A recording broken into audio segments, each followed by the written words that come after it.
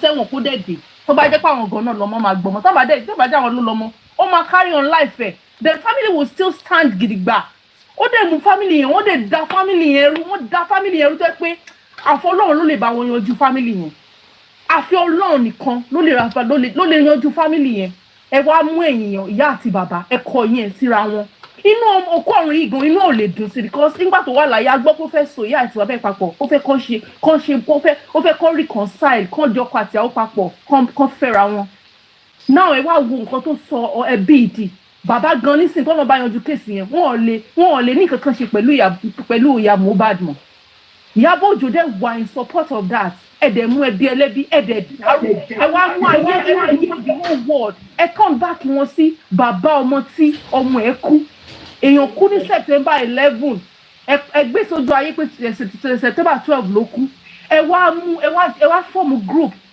ẹ ti conclude pé okay fine bọ̀bọ̀ yìí ti kú nìyẹn nǹkan ló pa jẹ́ ká gbàgbé ẹ̀ bọ̀ a máa sọ pé nọ́ọ̀sì ni o nọ́ọ̀sì náà dẹ̀ ni o bọ̀ nọ́ọ̀sì yẹn a máa make sure pé kò lọ sẹ́wọ̀n tá a máa ṣe autopsy nọ́ọ̀sì yẹn náà ló máa gbé sójú ayé àwọn kìíní yìí ti pọ̀ jù náà àwọn ìyá kan dẹ̀ wọ́n bí kan wọ́n dẹ̀ ń support ẹni yìí wọ́n dẹ̀ ń support ẹ̀ wọ́n support ẹ̀ gidi ẹlòmíì ó máa ṣe pé burúkú láwọn èèyàn tó máa kick against nǹkan tó ń ṣe ẹ̀yin yẹn bẹ̀rù Ọlọ́run tẹ́ bá tẹ̀ jẹ́sìn ẹ máa jẹ́ níta o. ẹni àwọn ìyá kan wà bí kan sọpọ́tì Iyabo ìyá Mohbad tó pọ̀ ọmọ wọn lọ́wọ́ kò sọpọ́tì Iyabo ẹ wò ẹ jù.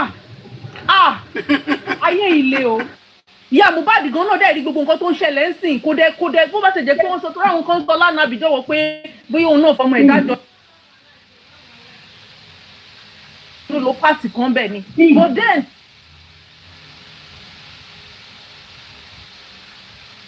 wọ́n bá ṣe jókòó sí kó tẹ̀ gbórí ẹ̀ sí kó jókòó kó wá rò pé gbogbo tó ń ṣẹlẹ̀ ní ayé yìí orí kéèkì àwọn ní. ẹ̀rọ tí ń dorúkọ yín ẹjọ́ ẹ̀rọ tí ń dorúkọ yín. ṣe rí ẹ má bínú sí Mohbad ẹ̀yin bẹ́ẹ̀ ní làákàyè àti Mohbad bí kì í ṣe lọ́wọ́ ọmọ yín kọ̀ yín ní kọ́ Ọlọ́run sí yín ní géèmù àwọn èèyàn tó kọ́ ní ṣé wọn ni wọn náà sáàdì bí géèmù iṣẹ́ lọ bí ẹ̀kọ́ ti máa pè bẹ́ẹ̀ bá gbọ́ láti ní dọ̀la tí ló wà dàbí ìgbà pé ẹ̀mú ìyàwó lè yàn bú torí wọn ò ní làákàyè ẹni tó lọ fún ọgbọ́n mi ẹ̀yìn àti èyí tẹ̀lé wọn lọ́sọ̀dì kí ní ẹ̀dọ́ yín kọ́ Ọlọ́run ṣe bẹ́ẹ̀ fún yín tẹ́lẹ̀ Mohbad ẹ bá mọ sí Mohbad wà brainwash dòwe.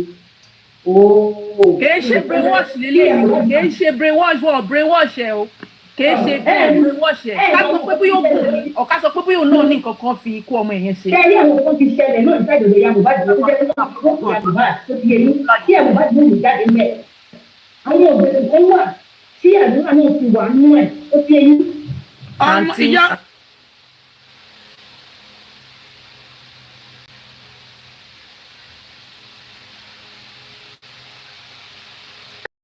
somebody being saying that bully is not the pie of Mohbad, that things like that happen among people. So we are looking for what pie Mohbad and not this your sympathy. You can see the narrative now. Owani BP, doctor will treat the BP in Nigeria. Oniosa, doctor will treat in Nigeria. Osalo Canada. Odana Sunle expecting sympathy. You said you have a case with Liz that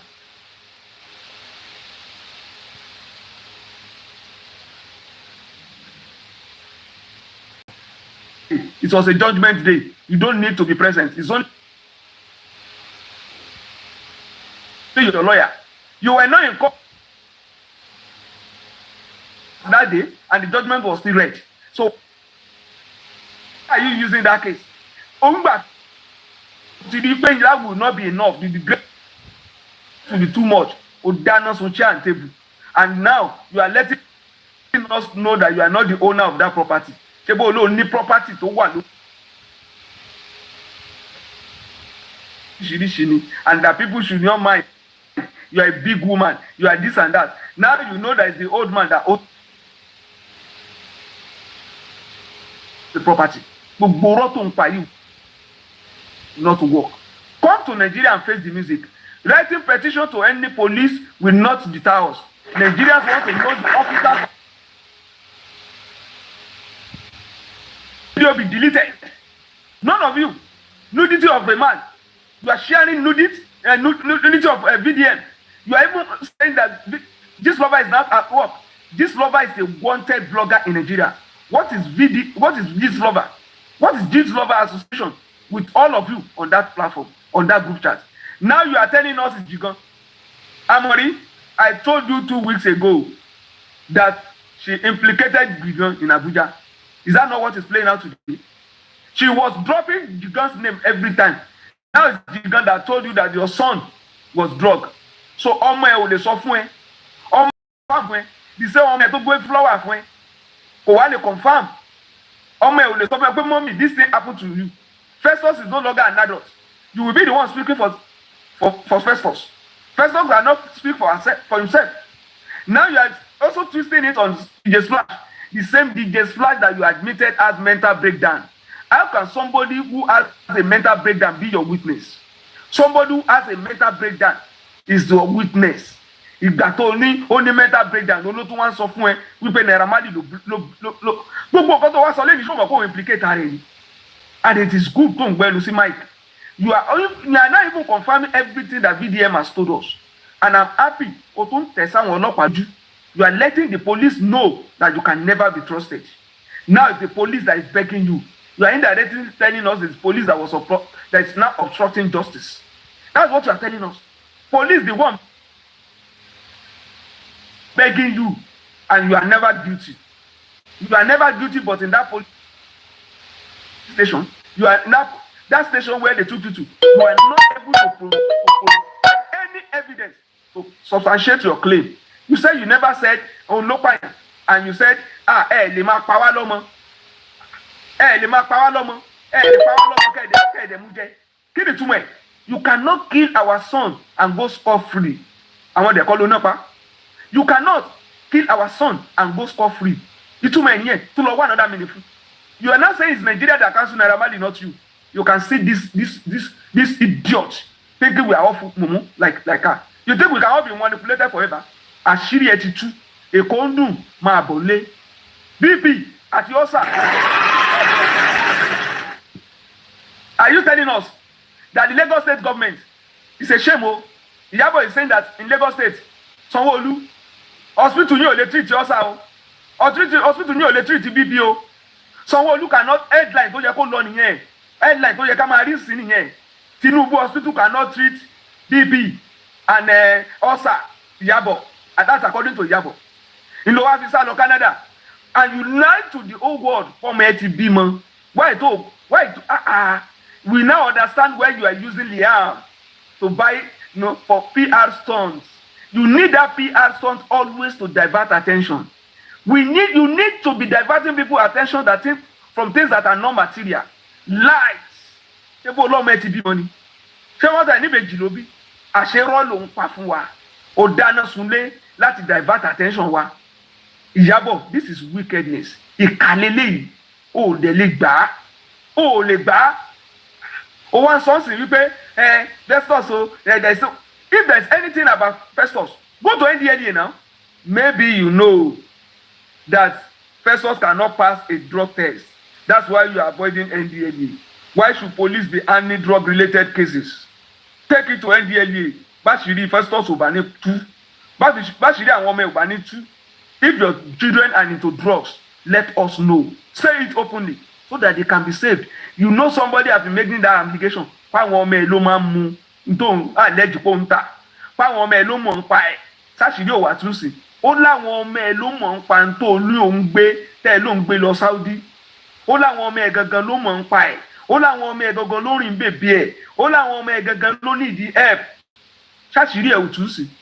Ẹnu ara ẹ̀ ló fi sọ́nsìn. Pé wọ́n ń da omi lé ọmọ ẹ̀ lórí nígbà tó mu oògùn olóró tán tó fẹ́ wọnú bọ́tà. Sashiri ẹ̀ ò tú. Ṣé lè kéwú lọ́mọ ẹ̀ lọ yẹn? Ṣé Naira Marley open Arabic Center? Bẹ́ẹ̀ máa wá kéwú mẹ́rin. Ṣé church làwọn ọmọ ẹ̀ lọ yẹn? Tó ló ti wọ́n ló fẹ́ náà rẹ̀ sọ onítò máa rán wọn lọ síbẹ̀. Ó ti gbàgbé ni. Ó máa rán wọn lọ síbẹ̀. Kí náà lọ ń ṣe ń bẹ̀? Ó dẹ̀ ní kò kọrin gidi. Kò kọrin gidi. Kò dẹ̀ kò gbélé kéwú kalẹ̀ ńbẹ̀. Kò gbé church kalẹ̀ ńbẹ̀.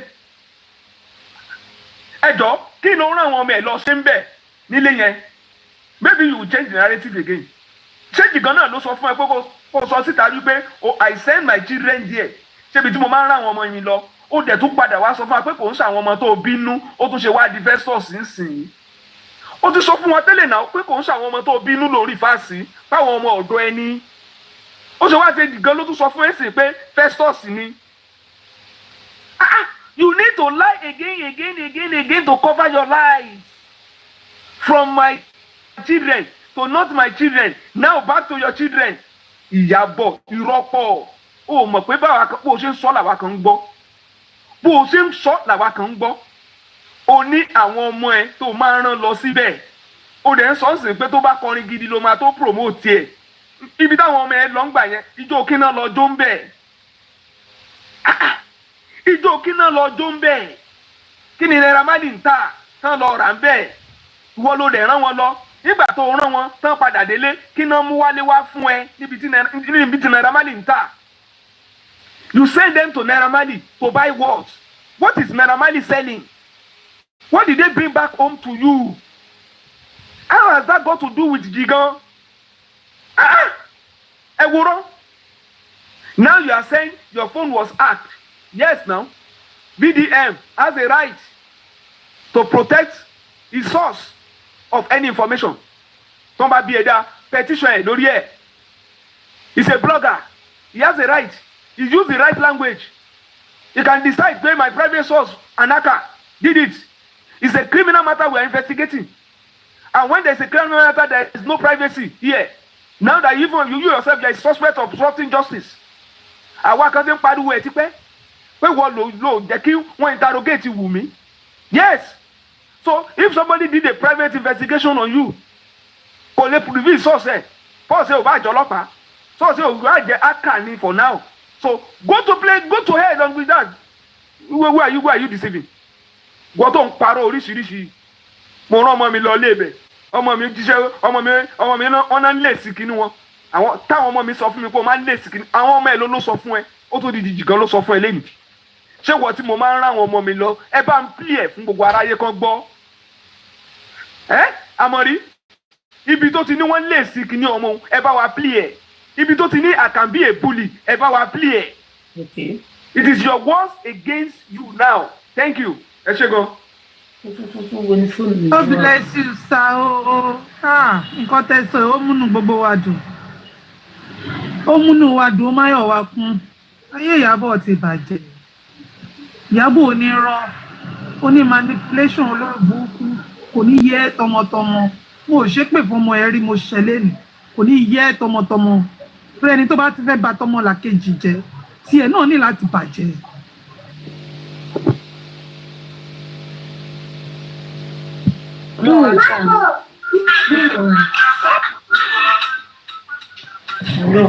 Mo fẹ́ play gite ka play boy ṣé ká máa play tí bí ẹ ṣe máa sọ̀rọ̀ lọ. Ades ṣẹbẹ sọ̀rọ̀ ni.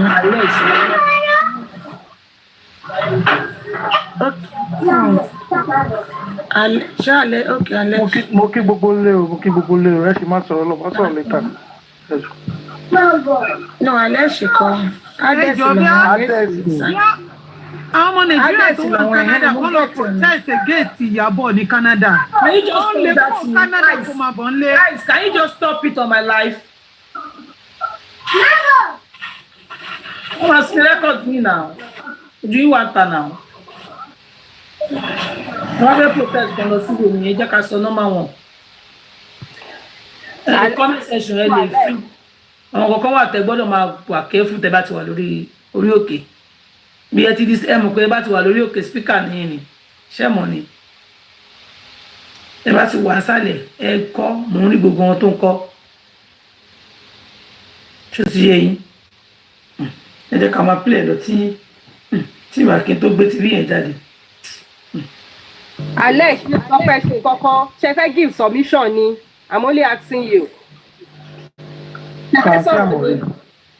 Daddy Shark Tommy Foye ẹsẹ gbogbo yín mo kí yín o nǹkan tí mo kàn fẹ́ sọ bẹ́ẹ̀ ni pé ṣé rí Ìyábọ̀ Òjó kọ́ọ̀pù ẹ ti full already everybody ti mọ̀ even nǹkan tí gbogbo wọn followers ẹ bá jẹ́ 100 inú ilé tó wá ṣe lé ní sìn at least 20 àti kúrò ń bẹ̀ So everybody ti là bèbí ti ṣẹ́jú. You understand? So èyí tó ṣe sọ lé ní nǹkan, èyí tó ṣe sọ lé ní ó sì parọ́ ní májìgàn. Ó parọ́ májìgàn ní jìgàn ò ṣe nǹkan tó sọ pé jìgàn ṣe yẹn, pé jìgàn ló rescue Festus nígbà tó irọ́ ló sì tún pa májìgàn. Gbogbo nǹkan tí Iyabo sọ lé ní irọ́ ni. So for her to just come and apologize to the world and kò fẹ́ as a belittle ara ẹ̀ kó tún so low and do that òun ló ṣe ń ṣe gbogbo eléyìí tó ń ṣe. So VDM gangan ló ní iṣẹ́ ń bẹ̀ ń sìn. Ó ti opens everybody ti mọ̀ sí pé Iyabo can never come out and apologize to the world to the láíláí kò lè gbà. Àti pé àwọn tó tún wà lẹ́yìn náà tó tún advice ẹ̀. So VDM gangan ni kó sọ gbogbo ọ̀hún kó tú àṣírí yẹn gbogbo gúúsà sí everything kó má bò rárá because ẹni yìí léjò sí ẹ ìwọ lékun sí ó léjò sí ẹ ó lékun sí ó léjò sí ó mọ náà ń kókó ẹni tí wọ́n rò pé ó mọ tẹ́tíjọ́ sọ̀rọ̀ tó ti bẹ̀bẹ̀ ní kọ̀kọ̀ okay ó yá lọ síta gbangba kó lọ apologize just say sorry to Nigerians Nigerians I'm sorry o kìnnìkan kó lè sọ̀rọ̀. Ẹ jẹ́ ká wá ìṣẹ̀lẹ̀ jáde ẹ̀sẹ̀ ká máa gbọ́ lọ wá ti gbọ́ bí tá a máa ń lọ ní kẹwàá ó yá. So I said, okay. So we got upstairs and we went to see CP Uche Fine. Now, CP Uche Fine and I have had a history. And I'm going to talk about that. Because one of the reasons why Very Dark Man came out today to grant that, to do that interview, is because I'm sure he has heard one or two things that I have done. Yes, I have filed a petition. And I have a right to. Once my right is being tampered upon, I will. If I fight for other people, why can't I fight for myself?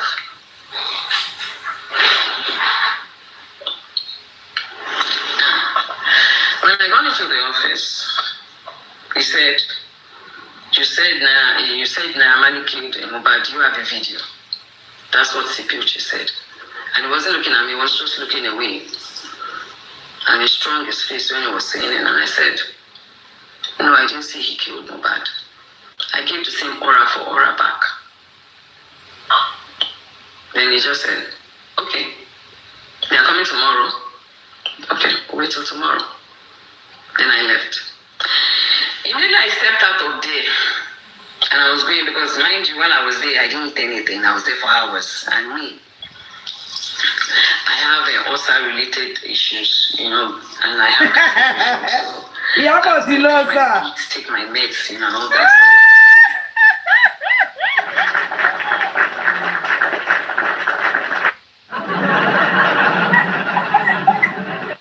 Iyabo lọ sá bọ́ tó bá dórí ọmọ ọlọ́mọ Iyabo lọ sá lórí ọmọ ọlọ́mọ ńgbà tó dé bọ́nẹ́ẹ̀tì wà mú ọmọ ọlọ́mọ.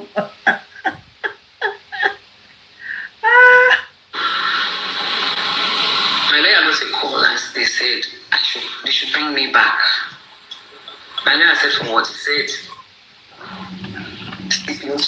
he wants to ask me some questions. This was very late. My lawyer told him that, okay, I want to go and eat and use my medicine, because I'm not eating and I have ulcer-related issues. So once I'm done, if they need me to come back, they'll bring me back. So the later, when I went to the hotel, the later sent a message that I should not bother, I should come the next day. So the next day, we went out. We went there. When we got there, Purity. Yes, Sister Amori. Good afternoon. Good afternoon. How are you? I'm fine. Sorry, I'm using a different ID for this now. Okay. This is Ramsey, but I just have to use a different ID because your voice is special.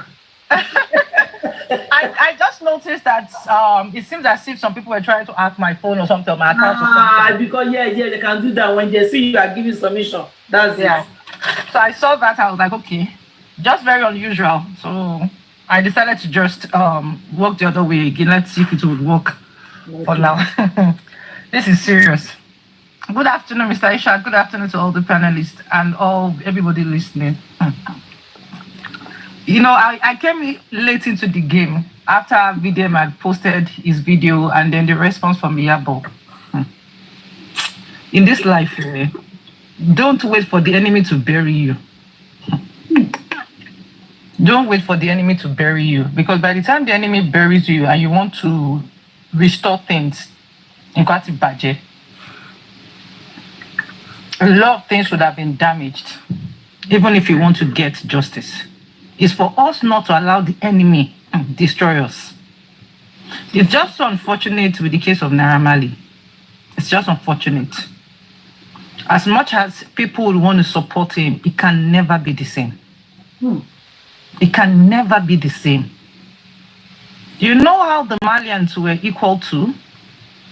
I don't think when you talk about fan base from a musician, the Malians were a force to be reckoned with. They had it was like a movement. They even had an identification where they don't wear belts. That was how far that particular fan base was. And within a twinkle of an eye, that particular fan base, I wouldn't say crumbled, because by God's grace, God will do something. But can it ever be the same as it was before now? I don't think so. That's just on the fan base point of view. Let's talk about how many concerts that they would have cancelled. How many shows cancelled, lost opportunity that can never ever be regained again. Lost opportunities for that guy, his record label, and those artists under his record label that can never ever be regained again. The old justice for Mohbad started 2023. Council Naira Marley started 2023. We're already towards we are already in the second half of the year for 2025. Let's say literally approximately 2 years in a musician's life at his prime. At his prime, what song does Naira Marley want to sing now that can give him that level of prominence he had back then? What song does he want to sing? Or what song does Zino Liski want to sing that will give them that level of recognitions that they had? Even in terms of relationship, both international and local, that would have been severed. Connection because of perception that somebody built about somebody. This world is wicked, was Sister Mori. This world is wicked. I was watching her live and I was literally shaking. I was literally close to tears for Naira Marley. That can human being be this wicked? Can someone be this heartless that if you're on the verge of destruction, you don't think about the future? When you want to destroy, you close your heart and you are hell bent on achieving that mission. When they started playing the game with BDM, that we're all trying to discredit him, blackmail him, the way they did with Naira Marley, trying to also bring down his own fan base also, the Rattles. And that's when I knew that, man, there was nothing anyone can say about this lady. You had an agreement on what you needed to do. You and your lawyer came there. You said we're going to do it, and then suddenly you got back to Lagos, and then that narrative of they burnt your office, they sent you threat letters started coming out. For Christ's sake, just because they asked you to. Speak to Odi, how much is it? See, yes, don't care. Mama, love me, Jim. Come by Naira Marley. You can love you can test it. Lost speak to. But so okay.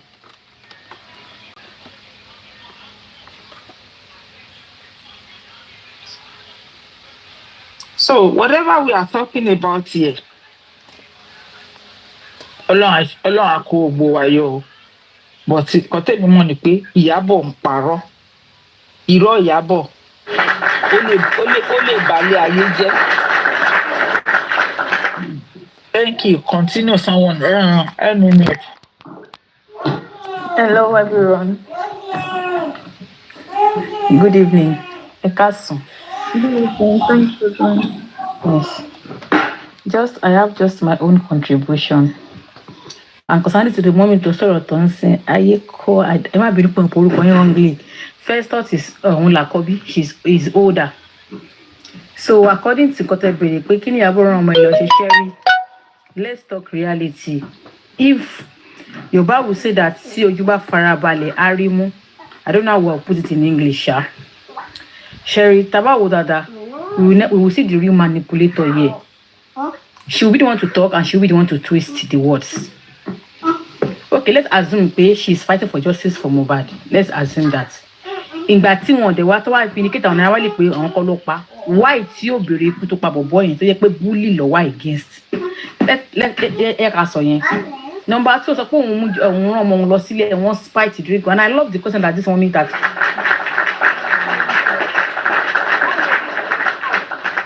báwo ló ṣe mọ address normally tí wọn bá ti kọ́kọ́ ń gbé lọ síbẹ̀. Number 2 sọ pé o mọ̀yàn rí o tí rírí o rán ọmọ ẹ lọ síbẹ̀ like irú ìyàwó nìyẹn ọmọ tó ẹni tó rírí tó gbọ́n lọ síbẹ̀ bí wọ́n fọwọ́ ìṣègùn owó bí ọmọ òtí ẹni dé o mọ̀. Kátà àgbà pé normally wá spite drink ọmọ ẹ like you said hospital wo ló mú lọ doctor report pé drink tó mú dà wọ́n ní wọ́n pé one thing I know say about Iyabo Ojo is that what she can take she can dish it out. She can defame people and still trying to be trying to say, oh, she should not do it. She's trying to, let me justify her action. But if they defamed her, she wants to sue.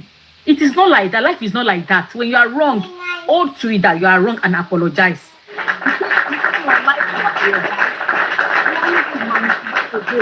Saying all this stuff, they could like No, I'm sorry to cut you. But Sherry, sorry, I accept that you are wrong. Naira Marley spent 4 months ni police custody now. Let her go and spend more. She shouldn't apologize. She should come out and apologize. No. It might be Sherry, yeah, that's Naira Marley. When she come out, we cannot think of okay, yeah, come and say what you know about this thing. That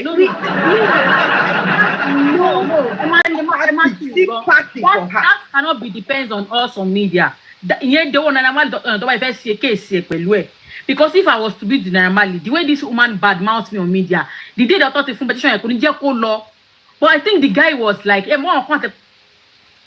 like wala was soft-hearted like come on ceremony and ọkọ tí mo fẹ́ sílé ṣe ń gbọ́ mi mà tí bá parọ́ ọmọ kó pààyàn ó ṣe kinní kan àbí kẹ́kẹ́ parọ́ ọmọ kó gbá mi lé sí bí pé kò fọ́ kan yín mi lé kan náà kí parọ́ ọmọ lẹ́sẹ̀ wà láì kò ní defend ara ẹ̀ ó máa ní ẹ̀wò òun ò fẹ́ lọ ẹjọ́ wẹ́wẹ́ ẹ mọ nǹkan àwọn kan ìwé pé wọn ò láì kó máa ro ẹjọ́ I think ríyàn tẹ́rí ojú Yorùbá ní pé ojú kọ́ ni gíràn ọkọ̀ ni gíràn Naira lè gíràn lójú but deep down in his heart ó jẹ́ soft-hearted so only man like his stress.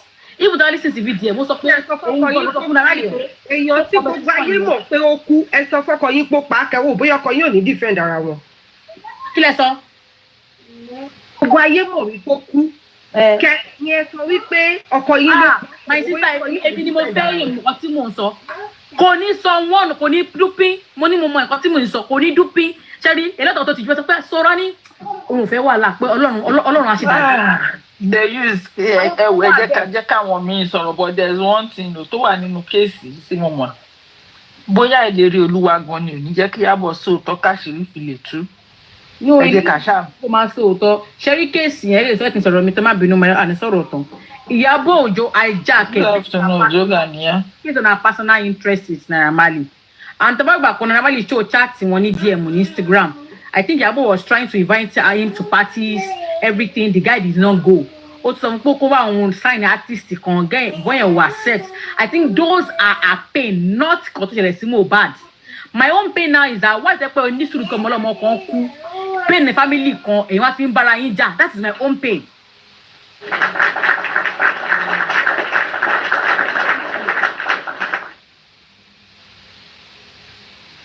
ẹ̀yin ni afúnímántù ọ̀rọ̀ tó wà nílẹ̀ yìí ò kẹ́ tó bára gani sí.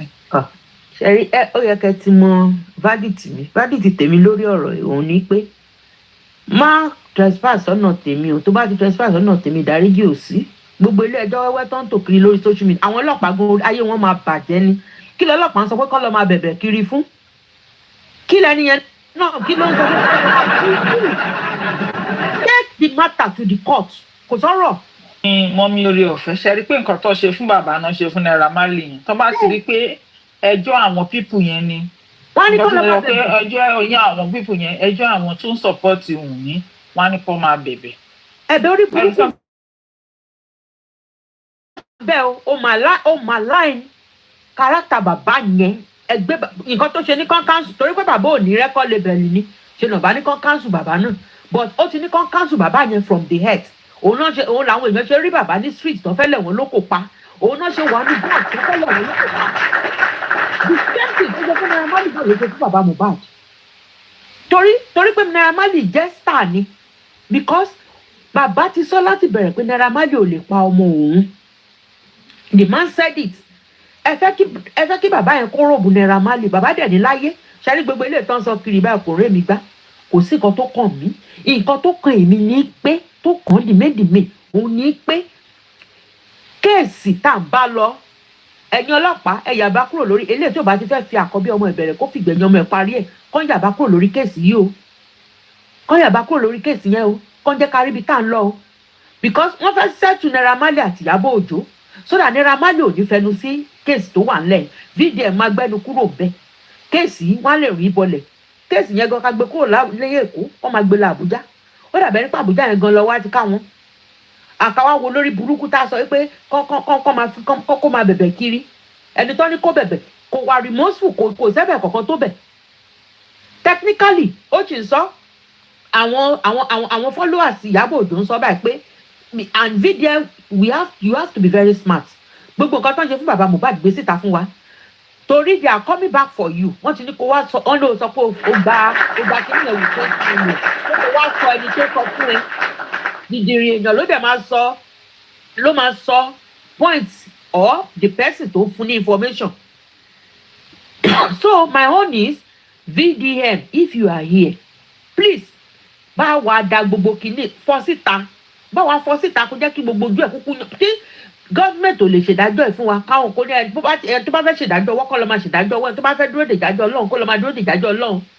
ṣùgbọ́n gbogbo nǹkan oníkálukú kan tó oníkálukú bá ṣe ìdájọ́ ọwọ́ tiwa àwọn tá a fẹ́ káńsù wọ́n á káńsù wọn dànù wọ́n máa káńsù wọn ni asylum tí Iyabo Ojo fipò fẹ́ jẹ níbi tó wà yẹn because ó ti ń tò wí ẹ̀ o we have to cancel her to that point nǹkan tó ní ìlú sí èlò tó kọ́ àkókò èlú ìjọba Iyabo Ojo ìjọba yìí bó ibi tó kó tètè padà Èkó yẹn gan kò yẹ kó gbà ẹ̀ mú àwọn aláìlójútì gọ́vnà ó wà lábẹ́ pátá yín CP ó wà lábẹ́ ìdí yín gbogbo àwọn èèyàn àwọn lọ́balọ́ba abẹ́ ìdí yín ni gbogbo wọn wà àwọn ẹbí tó díke àwọn aláìnítìjú gullible mothers tó bímọ ìyá káàkiri ẹ mọye olórin tí tó ti sọmọ ẹ ṣàbàṣà Kóredébé ló wà ń bẹ Liz Roach wà ń bẹ gbogbo wọn bẹ́ẹ̀ yẹn lọ láyé kan yìí ọmọ yẹn rọ̀ pọ́nmọ yẹn gán tó 18 tó ti ń tìkiri sáwọn olórin aláìnítìjú alọ́wọ́ má ṣiṣẹ́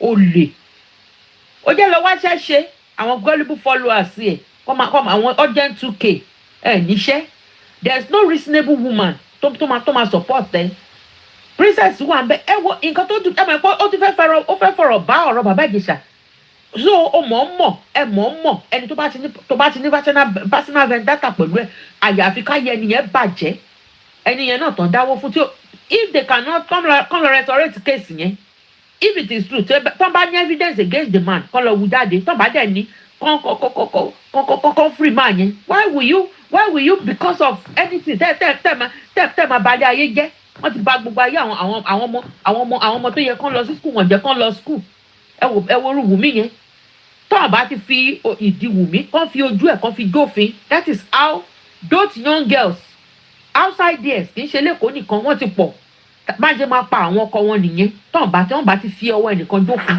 what is my own they have to stop it they have to stop it. Àwọn aláìní tìjú. Àwọn ọmọ wọ̀nyẹn, they don't believe anything in education again. They believe in kọ́ lọ máa ṣe oríṣiríṣi tó ń ṣe kiri, kọ́ máa ṣíra sí òfọ́kùnrin. Walking in nakedness, kọ́ máa ṣe oríṣiríṣi, kọ́ máa mú àìsí káàkiri. That is what they believe in. Ajá pé yẹn ṣèbọn ọmọ Ìyábọ̀ Òjó nìyẹn ó ti ṣe wedding ọlọ́jọ́ méje. The kind of wedding táwọn náà fẹ́ nìyẹn. Gbogbo ilé tán lọ ṣe rituals tán lọ ṣe ní kí lorúkọ ìlú Haúsá wọn tán ti ìlú Fúlàní wọn tán ti lọ ṣe kínní. Àwọn aláìlọ́kọ ni association of àwọn aláìlọ́kọ. Kì í àwọn aláìlọ́kọ shameless ni o, kì í ṣe àwọn with dignity tán ṣiṣẹ́ wọn o. Kì í ṣe àwọn obìnrin bí ọkùnrin torí mi personally bí tèmi náà wà obìnrin bí èmi ni bàbá èmi ni ìyá àwọn ọmọ mi. So and mo dẹ̀ mọ́ṣẹ́ tèmi, I'm a professional, I'm performing my roles. Iyabo Ojo wá sọṣẹ́ tó ń ṣe fún wa former actress náà pè ẹ́ kí ni ẹ́ where are you working, who are you working for? Àwọn olóò ń ṣiṣẹ́ fún bàbá jẹ́gẹ́jẹ́gẹ́. Mo sọ pé kán sì gbàgbé ti Mohbad náà ó lè gbàgbé ti Mohbad or else látòrí first born títí dé last born wọ́n ṣe máa pa wọ́n dànù nìyẹn tó bá sọ fún wa kó kán gbàgbé ti Mohbad continue to give them pressure tó fún wọn yẹn gangan òun la fẹ́. No DNA, nothing. They should go and do the DNA la dúró. Òun gangan la dúró fún. Our CTC ẹgbẹ́ jáde. Tí yín lẹ́ka yẹn, ẹ bá wa gbé tiwa. Eléyìí tá à ń lọ fún yín every day. Ẹ bá wa. You need it. Bring out our CTC. Ọlọ́pàá, a máa cancel yín gan in Nigeria. A máa cancel yín. Give us the CTC. That is what we need. Ẹ fún wa. And the outcome of your verdict, ẹ fún wa. Advice yín ẹ fún wa, we need it. Aláìní tìjú gbogbo. Tinubu ẹ lajú sílẹ̀ kẹ́yẹ́ kán bàjọba yín jẹ́. Ẹ má do the needful. Ẹ fi oníkálukú sílẹ̀ kó oníkálukú lọ face ibi tó bá ti ní fault on this case. Thank you very much everybody. Èmi ò support kò sí darí sí o, kò darí jẹ́ anybody. Kò sí darí bí tó gbé lọ court tó bá fàǹdẹ̀ gíìtì kó lọ ṣẹ̀wọ̀n. Ojú yẹn lọ. Good afternoon. Ẹ̀yin mọ́mì wa ní dáàdì wa. Mọ́mì Bọ̀súnbọ́lá ọ̀dẹ̀bọ̀n ti bọ́lẹ̀.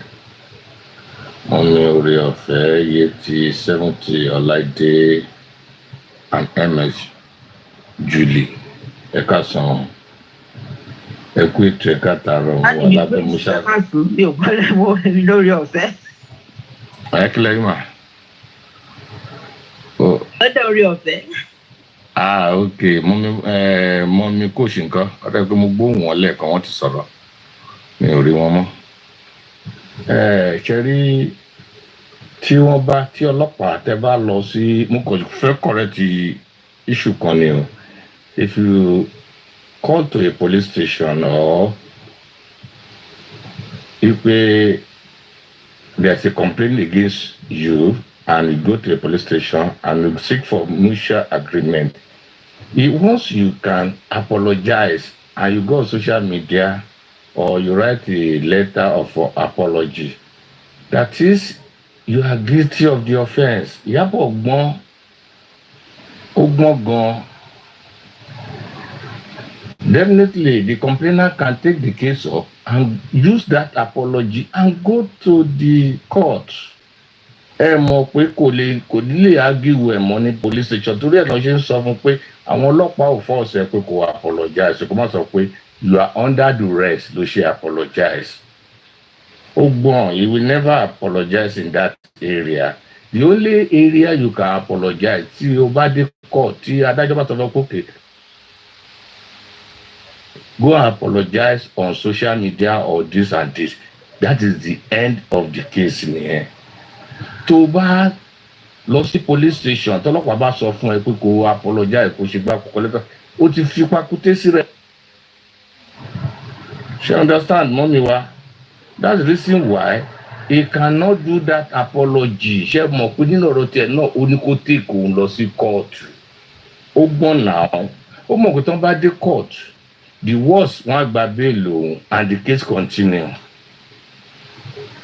Tó bá tẹ̀ máa find òun kì í ṣe nǹkan tó máa yá bọ̀rọ̀ bẹ́ẹ̀ ọmọ máa àjọ títí ó bá sú adájọ́ á dẹ̀ give verdict lórí ẹ̀ nǹkan tó máa ṣe sádà kan fine ẹ̀ ọ̀kan ní kó ṣẹ̀wọ̀n tó bá tẹ̀ máa ṣẹ̀wọ̀n náà kò sí short term ẹ̀wọ̀n ni kò sí blackmail so nǹkan tèmi kàn feel lórí ẹ̀ ni kò lè ever apologize through the police station Abuja náà dẹ̀ ní kéèsì yẹn wà so kò lè apologize ó máa fẹ́ kán lọ sí kóòtù ni pé òun ò ní apologize but for the fact pé ó ti jump bail nsìn ìjọ́kíjọ́ ibikíbi tó bá ti mú nsìn ọ̀dọ̀ wọn ọlọ́pàá ló máa wà tó máa fi dé court wọn ò ní release on bail ní police station mọ́ so nǹkan tó ṣe ó rò pé ó smart ni kò dẹ̀ smart àwọn ẹ̀ náà ń dúró dé náà ṣebí ọ̀dọ̀ AIG ní náà mú lọ at the end of the day pé kó apologize kó lọ apologize kó lọ ṣe bábẹ́ wọ́n máa set trap fóun náà ni òun náà ní ṣe náà lọ́yẹ̀ ò ní allow ẹ̀ kó ṣe orúkọ bẹ́ẹ̀ under the police station pé kó lọ máa apologize ní police station náà tó bá fẹ́ apologize at the court. nǹkan tí mo kàn fẹ́ correct ní issue yẹn nìyẹn ó ti mọ̀ pé òun ti jẹ̀bi gbogbo ó ti jẹ́ kó mọ̀ pé ó ti jẹ̀bi ọ̀rọ̀ yìí pátápátá because all those video recording tó ti pariwo ìwọ ló pamọ́ wa ó lè wá láti lóyìnbó ó wà máa pa wá lọ́mọ wá gbogbo ẹ̀ náà ti play fún un ṣé gbogbo tó ń ṣe lẹ́ẹ̀kan yẹn. And internationally the brains added to justice for Mohbad internationally. So we are not talking about Nigerians alone. We are not only thinking